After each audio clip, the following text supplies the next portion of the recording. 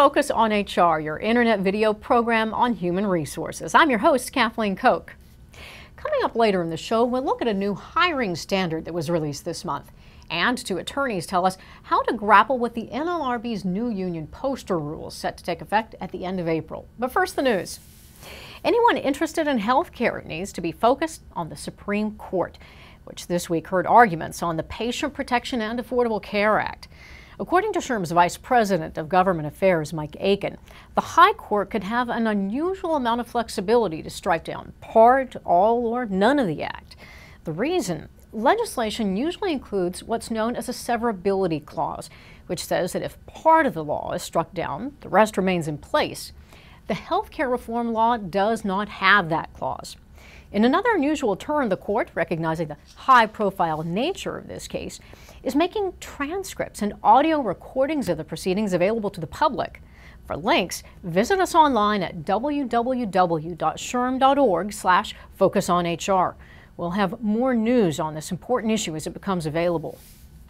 If you've used the same health vendor for a while, you may have renewed your latest agreement without digging into that company's data privacy protections. To remedy that, start by making sure your contract includes a business associate agreement that spells out HIPAA privacy requirements and compliance. If the agreement is a few years old, make sure it includes the latest regulations and requirements, including security breach notification rules. Ask the vendor to explain its privacy controls and whether it's been involved in security breaches that required participant notification. And finally, ask your IT staff or an outside consultant to make sure the vendor's security is up to snuff. If it isn't, suggests Russ Robbins, a principal with Mercer, quote, either choose another vendor or give the chosen vendor a certain amount of time to upgrade. What you shouldn't do, says Robbins, is assume the vendor's data privacy controls are adequate. Far better, he says, to discuss the issue candidly. Well, we'll have more news in a moment, but first here's a brief message from our sponsor.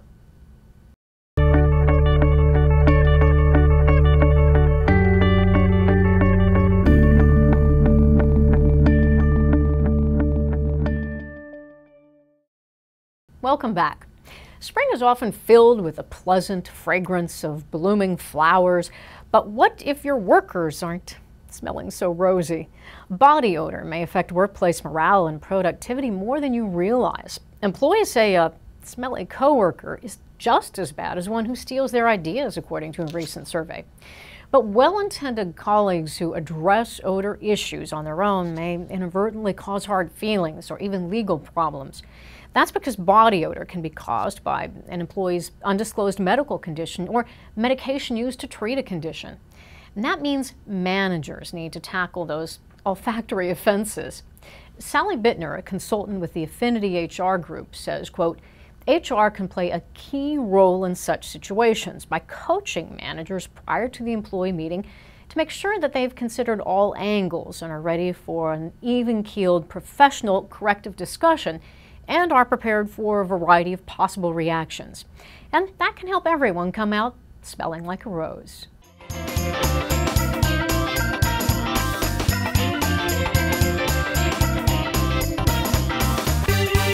SHRM is working with a variety of groups to establish standards for key HR practices. One of the first of those standards was approved recently and centers on the first key step in the employment relationship, hiring. There were no universally accepted HR standards. We figured that needed to change. And it seemed logical to us that the first step was establishing a metric on how to calculate cost per hire. It's the biggest challenge that we have inside of HR. We put a metric in front of a client, we say, here is our metric, and the first question is, how'd you get that? With the standard, we can now put a label at the bottom saying this is an American National Standards standard. And that takes care of a lot of that work. Now we can get to the better conversations, the bigger conversations. At SHRM, we were so pleased when the cost per hire metric was approved by ANSI. We knew it was important work that would affect the entire HR community, and we wanted to help organize the effort. To be successful, we knew we would need the support and input of a broad, highly skilled group of people. The group that we had working on this project were some of the brightest people that I've seen inside of this space. Over 60 people started out with this cost per hire metric from a diverse array of organizations, from financial services to healthcare, governmental organizations, manufacturing organizations. We had some of the leading edge thinkers inside of analytics that were helping us along with this project. I couldn't have asked for a better team. One of the challenges with this kind of work is ensuring that it's accepted by everyone, including the broader financial community. So CFOs were involved in reviewing this standard to ensure it held water, financially speaking. Ultimately, the standard had to be flexible enough to work with both a single organization or across different organizations in different industries. If you're a manufacturing organization, you're going to measure things differently than you would inside of education, say. And so what we did is created a standard that had both process aspects, here is how one assembles a metric like cost per hire, and then built a set of standards separately on comparability. So if you choose to want to compare your data with another guy's data, we've actually created a standard for that. But you can use both, or you could just use one. Perhaps the most exciting thing to me is that the new cost per hire standard is just the tip of the iceberg. The group involved in this project started by setting up guidelines on how to create any HR standard. They are using that expertise to set up standards on talent, something investors will want to see, turnover, and even defining the HR benchmark metrics any organization should use. You see organizations like FASB, where this is established as the way that the financial community operates. And we're hoping, as a perfect world, we can do the same thing within HR.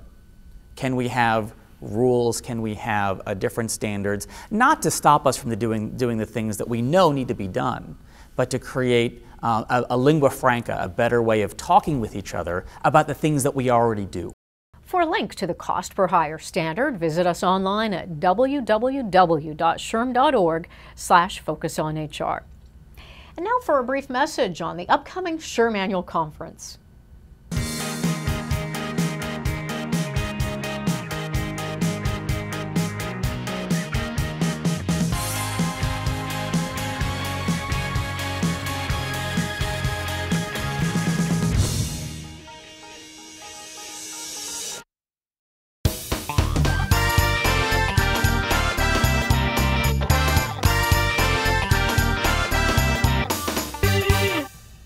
Ready to put some new posters on your wall. These simple black and white documents won't do much to brighten your workspace, but they can keep you from running afoul of the National Labor Relations Board, which is requiring employers to display the new documents by April 30th.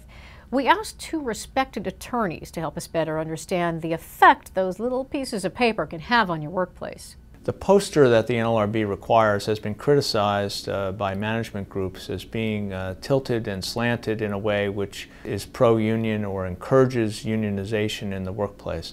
It's not a clear statement of just the statutory rights that the employees have under the labor law.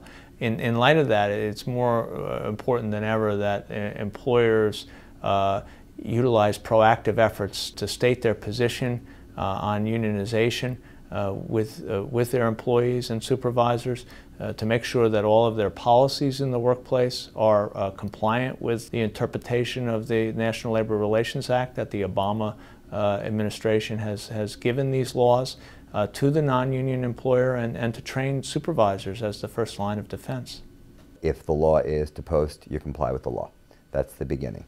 The second thing is, how do you comply with the law?